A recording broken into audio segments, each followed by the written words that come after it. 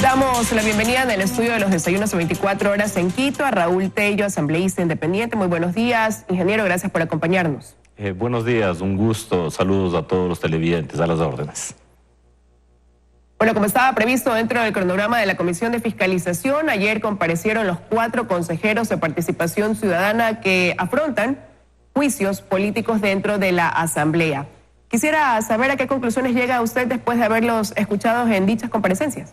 Bueno, en primer lugar yo debo de resaltar que al fin el presidente del Consejo de Participación Ciudadana reconoce la facultad de fiscalización y de control político de la Asamblea Nacional, cosa que no lo hizo anteriormente cuando acudió a la Comisión de Participación Ciudadana y se negó a entregar información.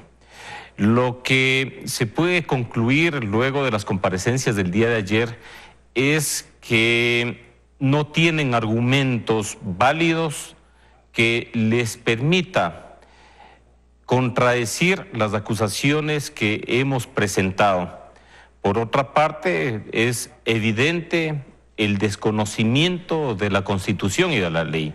Argumentar, por ejemplo, por parte del presidente del Consejo de Participación Ciudadana, de que él no es representante de la Iglesia, siendo sacerdote, realmente me parece un despropósito, porque si él no es representante de la Iglesia, entonces, ¿en nombre de quién confesaba? ¿En nombre de quién daba la misa? ¿En nombre de quién realizaba los oficios religiosos? No ha de ser en nombre del Club Deportivo el Aucas o el Barcelona o en nombre de la directiva de tal barrio, es en nombre de la Iglesia. Él es representante de la Iglesia y obviamente no ha dejado de ser sacerdote, eso lo certifica la propia Iglesia Católica.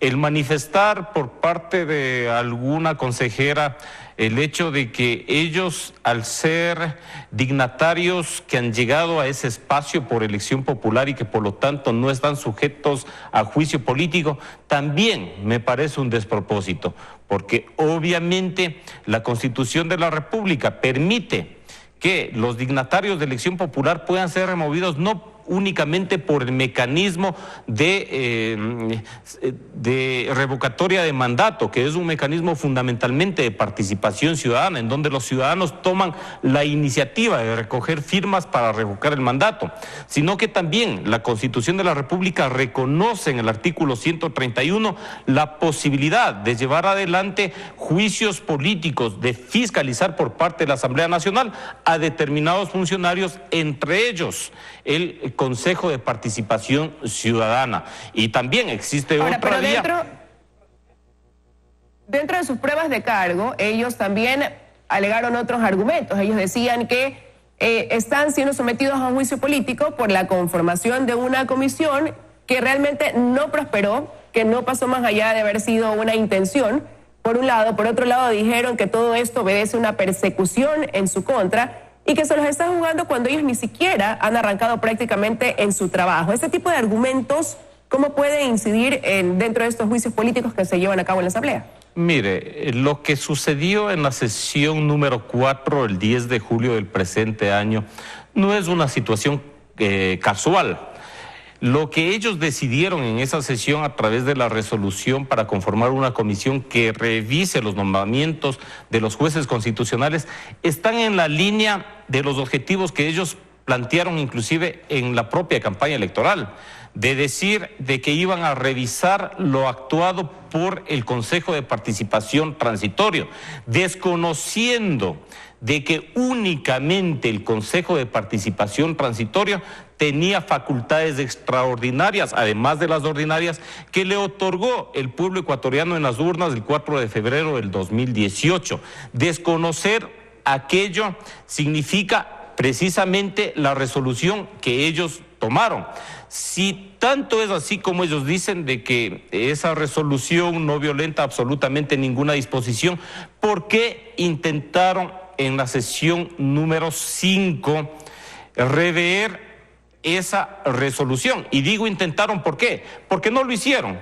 Porque lo que ellos hicieron en esa sesión con la propuesta de una consejera de retirar la moción presentada, realmente lo que hicieron es confirmar la vigencia de la resolución que tomaron en la sesión 4. ¿Por qué? Porque la figura del retiro de moción no existe en el ámbito jurídico que puedan aplicar ellos. El reglamento del Consejo de Participación Ciudadana, que está en vigencia, en su artículo 18 determina que la posibilidad de rever una decisión está dada por la reconsideración que puede ser planteada en la misma o en la siguiente sesión. Ellos en ningún momento plantearon la reconsideración. Ellos plantearon una figura inexistente que es el retiro de la moción. Y los servidores públicos únicamente podemos hacer lo que está en la ley. Y si no existe esa disposición en la ley, obviamente ellos no lo podían hacer.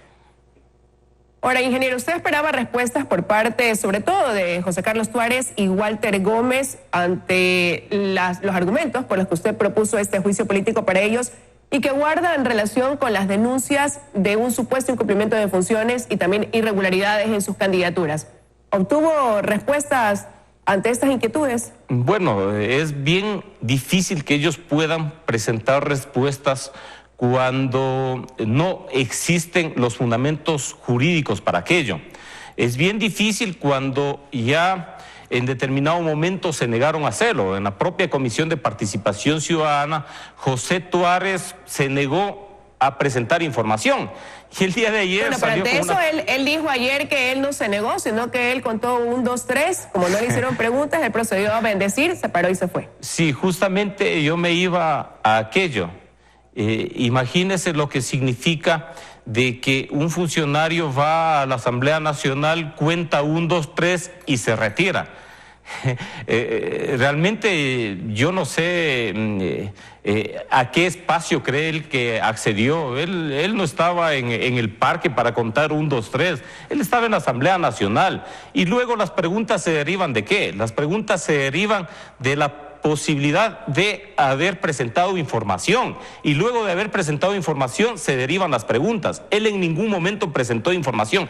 Es más, él llegó y cuestionó la capacidad fiscalizadora de la Asamblea Nacional. Luego se negó a presentar la información.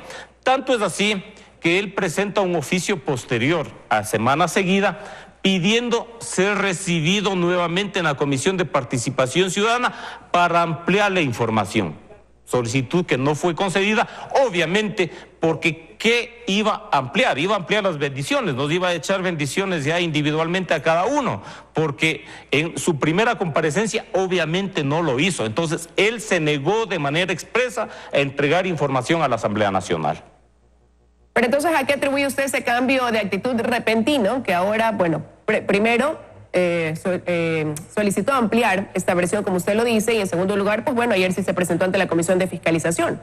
Las actuaciones de los consejeros del Consejo de Participación Ciudadana me parece que están enmarcados en 2 líneas. La una, obviamente en el objetivo ellos de mantener desde ese espacio el Estado, la estructura de impunidad que se construyó desde el correísmo. Ese es el objetivo fundamental, y por ello es una primera decisión que toman al respecto de revisar la conformación de los jueces constitucionales. Pero por otra parte, me parece de que hay un alto desconocimiento de la Constitución y de la ley. Tanto es así que los ecuatorianos hemos sido testigos de cómo se conducen las sesiones del Consejo de Participación, en donde no aplican los procedimientos básicos del procedimiento parlamentario, en donde hacen las cosas por fuera de la ley. El propio hecho de haber planteado el retiro de moción como un mecanismo para rever una decisión me parece una cuestión absurda. Entonces, cuando ellos toman decisiones equivocadas, lo que tratan es de enmendar, y precisamente cuando se ven ya abocados a una situación compleja es cuando tratan de enmendar. Mire, el día de ayer José Tuárez cuestionó las medidas cautelares que se plantearon al respecto de la decisión de ellos de la sesión 004. Pero sin embargo, él mismo ha planteado también esas medidas, y lo hizo en Ibarra y lo hizo en Guayaquil. Entonces, ¿cómo es que cuestiona una acción de carácter constitucional y luego él hace uso también de esa acción? Realmente, y yo creo que lamentablemente en un espacio tan importante de representación ciudadana, en un espacio tan importante que corresponde a un organismo que pertenece además a la función de transparencia, no es posible que estemos allí con representantes que lo único que quieren es, a través de sus decisiones, crear la anarquía en el país, crear confrontación entre funciones. Tanto es así que la decisión que ellos toman en la sesión 4, el 10 de julio, lo hacen de manera desafiante, porque la Asamblea Nacional les previno a través del pronunciamiento de los bloques parlamentarios al respecto de que no tomen decisiones en ese sentido. Sin embargo, desafiaron a la institucionalidad, desafiaron a la Asamblea Nacional y desafiaron a la vigencia de la Constitución en nuestro país y tomaron esa decisión absolutamente inconstitucional. Ahora, para el día de hoy se tiene prevista que acudan a la Comisión de Fiscalización expertos en materia de jurisprudencia. ¿Cuál es la finalidad de recibir esos criterios, asambleístas? Bueno, precisamente que quede claro, no ante los asambleístas, porque los asambleístas estamos con la claridad absoluta, pero al país, al respecto de todas estas argumentaciones que se han hecho, porque sí, pasa a ser un caso inédito de que funcionarios que no tienen 2 meses en las funciones tengan que ser llevados a un juicio político. Pero eso es fruto ¿de qué? Fruto de los errores propios de ellos que cometieron antes, inclusive de ser nombrados como parte del Consejo de Participación Ciudadana, y luego por las decisiones erróneas que han venido tomando a seguidilla. Sí, mire, es absolutamente público las acciones de proselitismo político que ellos han realizado. Sí, y eso se constituyó también en una causal del juicio político que presentara quien habla. ¿Por qué? Porque ellos están expresamente prohibidos por la ley del Consejo de Participación Ciudadana a realizar proselitismo político. Sin embargo, lo hicieron, porque ellos pensaron de que al llegar a ese espacio estaban por encima de la Constitución, por encima de la ley, y que de manera prepotente, autoritaria, al más puro estilo de a quien admiran, lo podían hacer. Y bajo ningún punto de vista eso es aceptable en un Estado de Derecho. Ahora, partiendo de todo lo que se ha avanzado, el día miércoles le corresponderá a usted más bien realizar sus pruebas de cargo también dentro de este juicio político como proponente de uno de ellos. ¿Cuáles serán los argumentos que resaltará dentro de esta comparecencia ante la Comisión de Fiscalización? Bueno, el juicio político planteado desde la presidencia de la Comisión de Participación Ciudadana, porque así me lo facultó la comisión por 7 votos y 7 votos a favor y 2 votos en contra, tiene relación con 2 hechos. El primer hecho en contra de José Tuárez, que está relacionado con su negativa de entregar información en la Comisión de Participación Ciudadana, hecho que molestó de sobremanera a todos los asambleístas, inclusive a los propios asambleístas de la Revolución Ciudadana. Tanto es así que el asambleísta Pavel Muñoz propuso en la comisión una resolución de rechazo a esa actitud, porque ningún funcionario que está sujeto a fiscalización puede negarse a entregar información a la Asamblea Nacional. Y existió el rechazo generalizado, absolutamente de todos los legisladores, a esa actitud. Y la segunda acusación tiene relación con lo que ya había mencionado anteriormente, con los evidentes actos y acciones de proselitismo político realizadas por José Tuárez y por Walter Gómez, hechos públicos por medios de comunicación y también por redes sociales. Ahora, para algunos ya el resultado de este juicio político es anticipado y se daría paso a una censura. Pero de ser así, José Carlos Tuárez ha dicho que de ser censurado o removido en sus funciones, él acudirá a instancias internacionales como la Comisión Internacional de Derechos Humanos. ¿Cómo toman ustedes este anuncio que podría para algunos sonar a una amenaza? Desde luego que él está en la línea de amenazar las acciones de la Asamblea Nacional. Sin embargo, de ello, él tiene derecho a hacerlo, como tiene derecho a ejercer las acciones constitucionales que ha venido ejerciendo en el país, como tiene derecho a ejercer su legítima defensa en el espacio que le ha brindado la Comisión de Fiscalización y la Asamblea Nacional le va a brindar en el caso de que el informe recomiende el juicio político. Él tendrá todo el espacio en el Pleno de la Asamblea Nacional a presentar las pruebas de descargo que puedan determinar que no llega a ser censurado. Él tiene ese derecho y tiene el derecho también que le otorga la Constitución y las normas internacionales de acudir a organismos internacionales. Sin embargo, de que todos los ecuatorianos tenemos ese derecho, obviamente tanto los órganos jurisdiccionales locales como también los organismos internacionales tienen también el deber de actuar en el marco de la Constitución, en el caso de las decisiones de carácter nacional, como también en el marco de las normas, los convenios, los tratados internacionales, en el caso de los organismos internacionales. Ahora, dentro de este juicio político se ha actuado con celeridad y eso podría ser porque hay una especie de consenso en la Asamblea a favor de que se lleven a cabo dichos juicios políticos. Hay estas coincidencias. ¿Usted esperaría que de la misma forma se actúe en torno a esta propuesta de un juicio político para el ministro de Finanzas, Richard Martínez, por el incumplimiento al pago de los jubilados y por ni siquiera haber presentado un cronograma de pago, que es lo que argumentan como razón para llevar a esta posible censura del ministro Martínez? Yo he venido demandando de quienes conducen la Asamblea Nacional la necesidad de que se actúe con celeridad en las solicitudes de juicio político. No es posible que a la Comisión de Fiscalización hayan llegado juicios políticos después de 7 meses, de 8 meses, de 11 meses, ya cerca de cumplir el año que permite constitucionalmente hacer el juzgamiento político a funcionarios. No es posible que cuando determinado hecho ha dejado inclusive de ser importante, recién se den paso a los procesos de juicio político.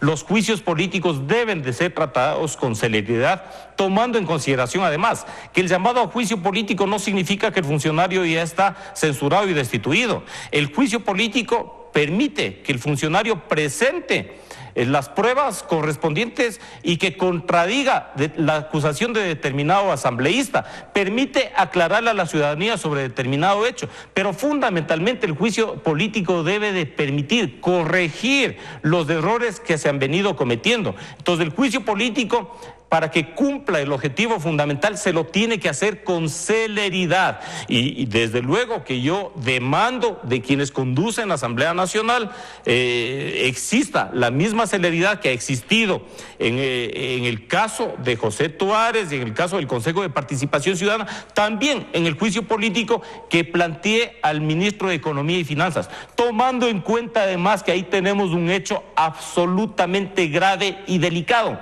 que es la huelga de hambre que realizan los maestros y maestras jubilados, personas de 65, de 70 años de edad en huelga de hambre. Y el hecho de que no se resuelve ese problema... ¿No le satisfizo las explicaciones que ya dio el ministro Martínez, donde incluso dijo ante la Comisión de Participación de la Asamblea que se va a cumplir con todo lo que está previsto, que se va a cancelar todo lo que se ha ofrecido? Mire, aquí la pregunta es ¿cuándo y cómo?